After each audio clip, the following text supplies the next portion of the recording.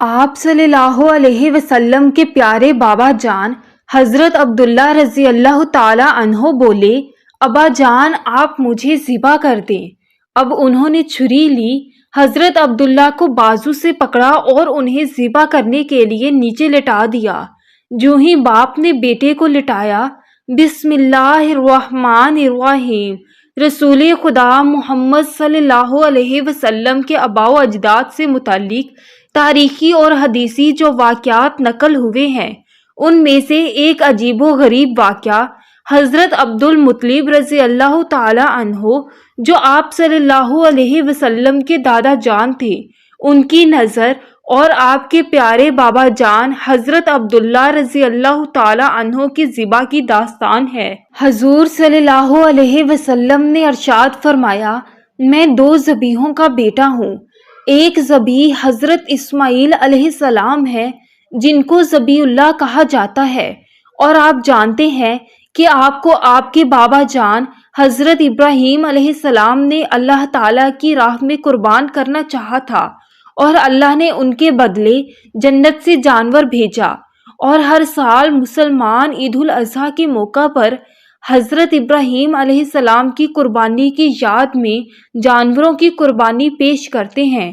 مگر دوسرے ذبیح کے بارے میں رسول اللہ صلی اللہ علیہ وسلم نے فرمایا کہ وہ میرے پیارے بابا جان حضرت عبداللہ رضی اللہ تعالی عنہ ہیں۔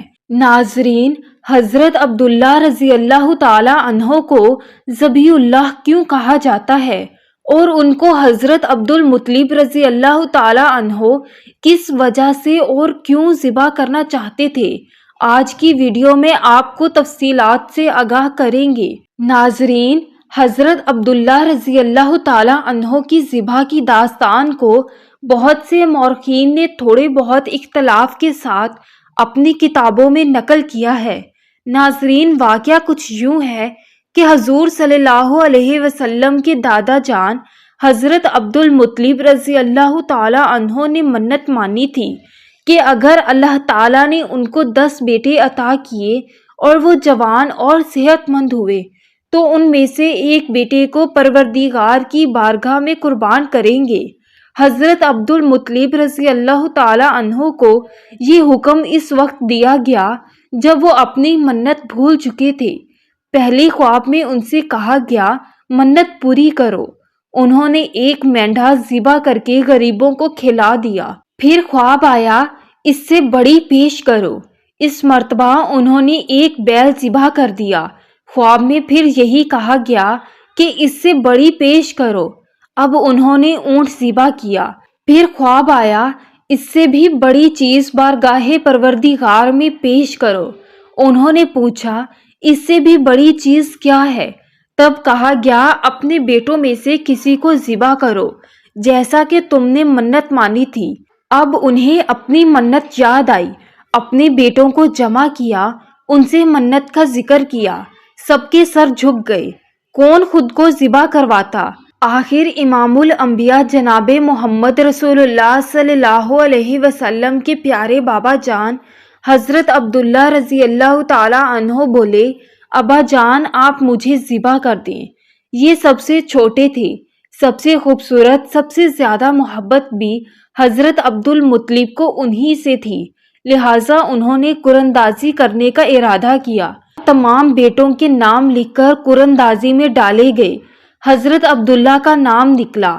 اب انہوں نے چھری لی، حضرت عبداللہ کو بازو سے پکڑا اور انہیں ذبح کرنے کے لیے نیچے لٹا دیا۔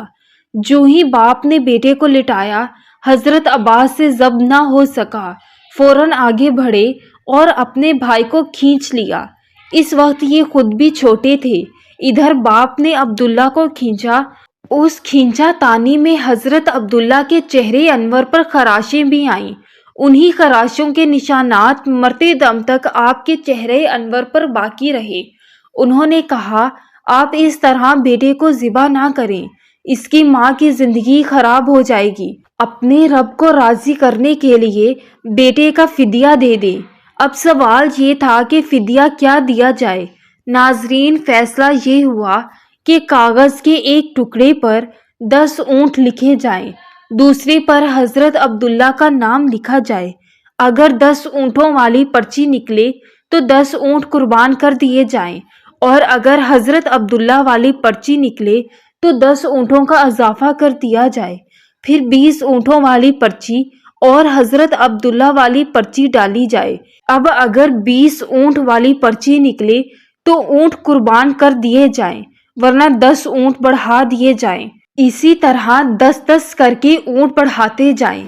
हजरत अब्दुल मुत्तलिब रजी अल्लाह ताला अन्हो ने ऐसा ही किया। 10-10 ऊँट बढ़ाते चले गए।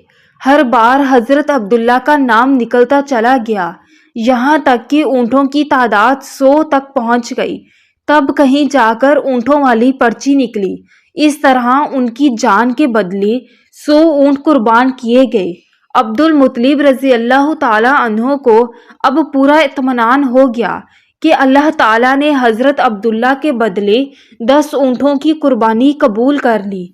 उन्होंने काबे के पास 100 ऊँट कुर्बान किए और किसी को खाने से ना रोका।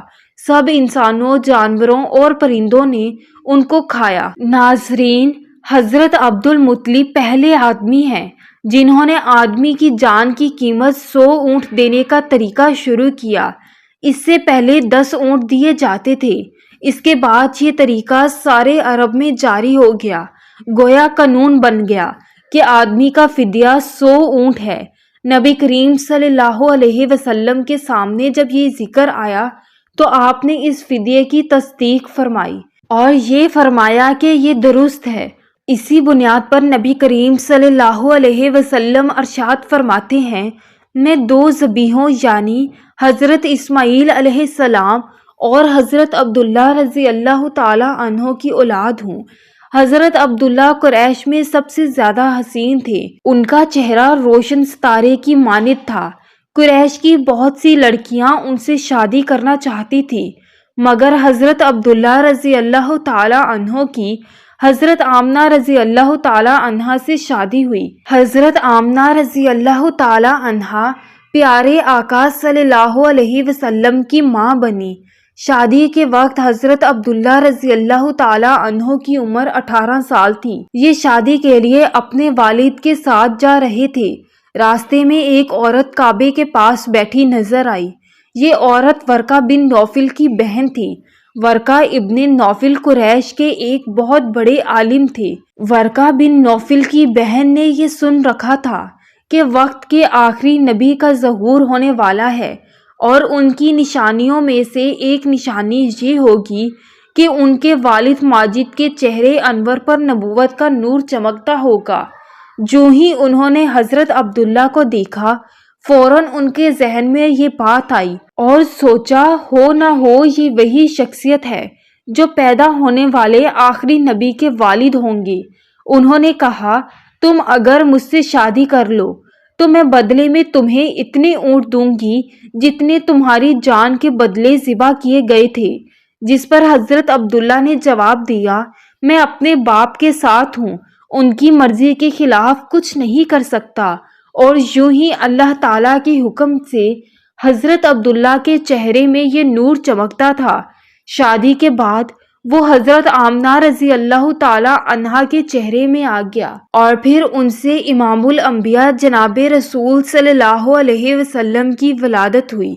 नाज़रीन, अगर वीडियो पसंद आई है तो इसको लाइक कीजिए, चैनल को सब्सक्राइब कीजिए।